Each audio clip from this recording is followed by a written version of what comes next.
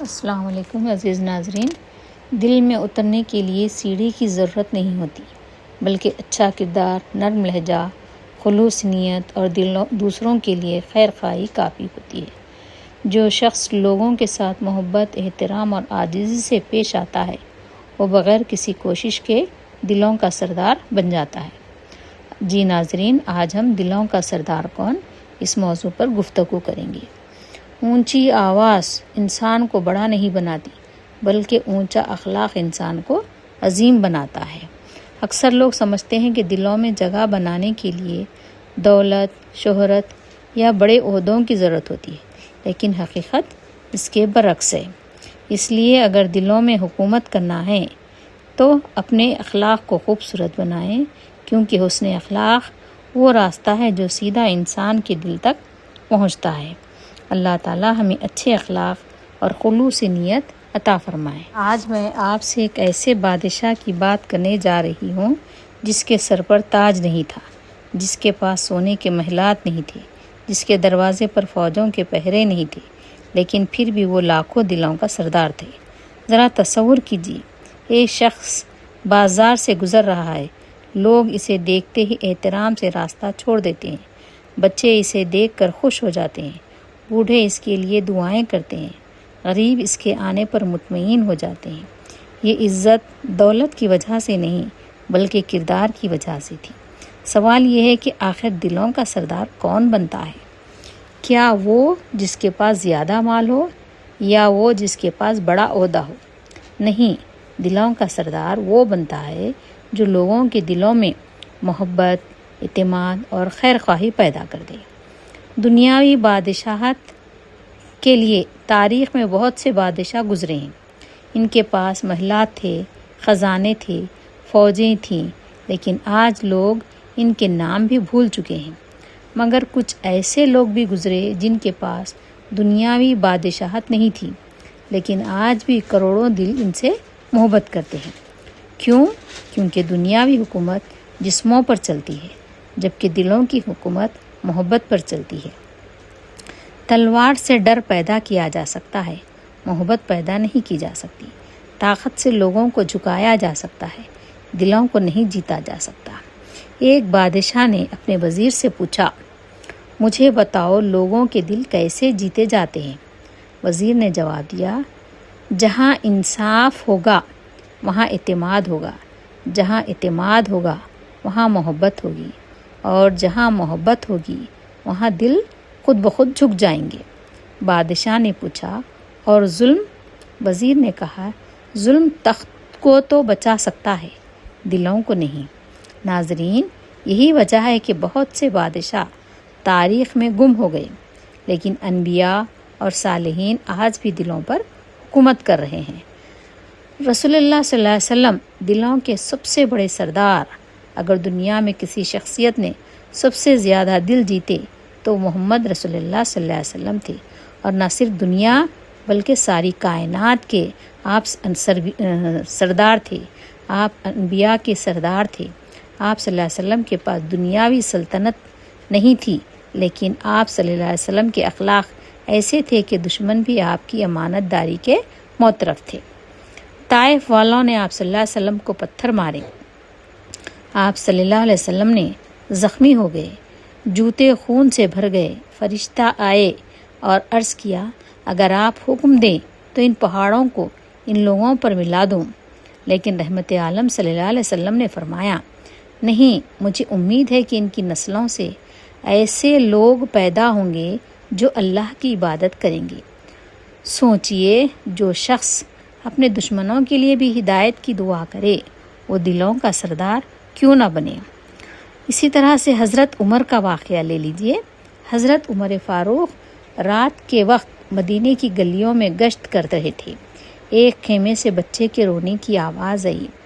آپ نے جا کر دیکھا تو ایک ماں خالی ہانڈی میں پانی گرم کر رہی تھی تاکہ بچے یہ سمجھ کر سو جائیں کہ کھانا پک رہا ہے۔ حضرت عمر فوراً بیت المال گئے، آٹے کی بوری اپنے کندھے پر اٹھائی۔ خادم نے عرض کیا، میں اٹھا لیتا ہوں۔ حضرت عمر نے فرمایا، کیا قیامت کے دن بھی تم میرا بوجھ اٹھاؤ گے؟ یہ سن کر آنکھیں نم ہو جاتی ہیں۔ اس لیے عمر صرف خلیفہ نہیں تھے، دلوں کے سردار بھی تھے۔ دل جیتنے والی صفات چند یہاں پر میں بیان کروں گی۔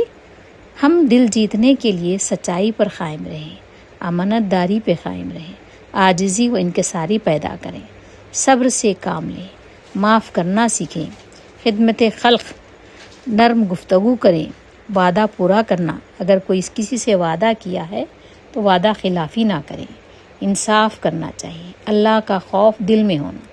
یہ وہ صفات ہیں جو عام انسان کو غیر معمولی بنا دیتی ہیں۔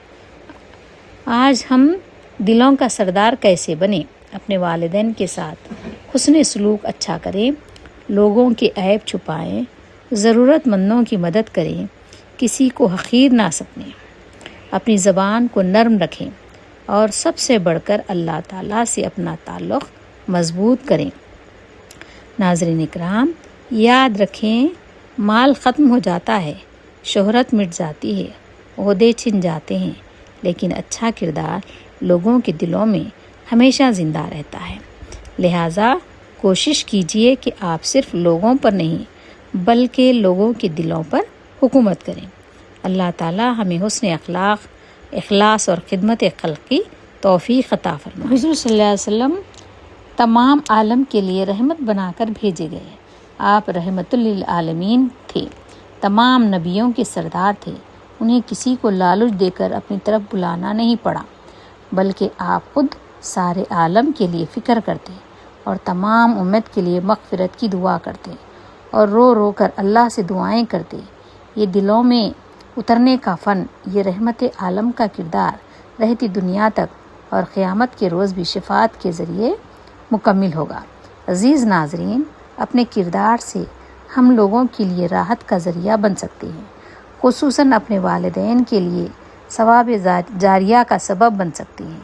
کئی ایسے کارنامے ہیں جس کے ذریعے ہم اپنی خدمت خلق سے دنیا میں لوگوں کے دلوں میں اپنا مقام بنا سکتے ہیں۔ دین کے کام میں ہاتھ بٹا کر، غریبوں کی مدد کر کے، بے سہارا لوگوں کی خدمت کر کے، یتیموں کا سہارا بن کے، ہم سے جس قسم کی خدمت ہو سکتی ہے اس میں آگے بڑھیں اور اپنے حسن سلوک سے بہتر مظاہرہ کریں۔ ضروری نہیں کہ آپ معاشی اعتبار سے ہی خدمت کریں، خدمت کرنے کے بہت سے راستے ہیں۔ اگر راستے ایک پتھر اٹھا کر بازو کر دیں وہ بھی ایک خدمت خلق ہے۔ کسی شخص کو اگر راستہ صحیح دکھا دیں یا روڈ کراس کروا دیں یہ بھی ایک نیک کام ہے۔ چھوٹے چھوٹے نیکیاں کرتے جائیں، راستے خود بخود کھلتے جائیں گے اور آپ کے دل میں اترنے کا راستہ مل جائے گا۔ گرما کے موسم میں ایک کپ میں پانی ڈال کر چڑیوں کے لیے رکھ چھوڑیں۔ ایک بلی جو بھوکی پیاسی ہے اس کو ایک گوشت کا ٹکڑا ڈال دیں اور اس کے لیے پانی رکھ دیں، یہ بھی ثواب جاریہ ہے۔ نیکی کبھی رائے گاہ نہیں جاتی، بروز قیامت ایک ایک نیکی کے لیے ترسیں گے۔ جب اللہ کی نظر ان چھوٹی چھوٹی چیزوں پر پڑے گی تو اللہ تعالیٰ کا نظر کرم ہم پر ہو جائے گا۔ اللہ تعالیٰ کی طرف سے یہ کرم ہمارے لیے باعث رحمت ہوگا۔ ہمیں اللہ کو راضی کرنے کے لیے ایک ایک نیکی کو جمع کرنا ہے اور اللہ کے خزانے میں جمع کرانا ہے۔ ہر روز عبادتوں، وظائف کا اہتمام کریں اور اللہ کے منظور نظر یعنی اللہ کے خاص بندوں میں اپنا نام بھی شامل کروا لیں۔ اللہ میری اس کوشش کو قبول فرما اور معزز سامعین کے دلوں میں میری باتوں کو سمجھنے کی توفیق عطا فرما۔ اے اللہ، میری جستجو کو بیکار جانے مت دینا، میری ویڈیو کے ہر لفظ کو سامعین کے دل و دماغ میں نقش کر دے اور اثر عطا فرما، آمین۔ یہ ویڈیو آپ کو کیسی لگی آپ کمنٹ سیکشن میں بتائیے، اور اگر بہتر لگے تو اس کو لائک کیجئے اور سب کو شیئر کیجئے، تاکہ ممکن ہے کہ ایک آدمی بھی اگر اس پر عمل کر لے تو سمجھوں گی کہ میری محنت رائے گاہ نہیں گئی۔ وآخر الدعوانا بالخیر ان الحمد للہ رب العالمین۔ اللہ حافظ۔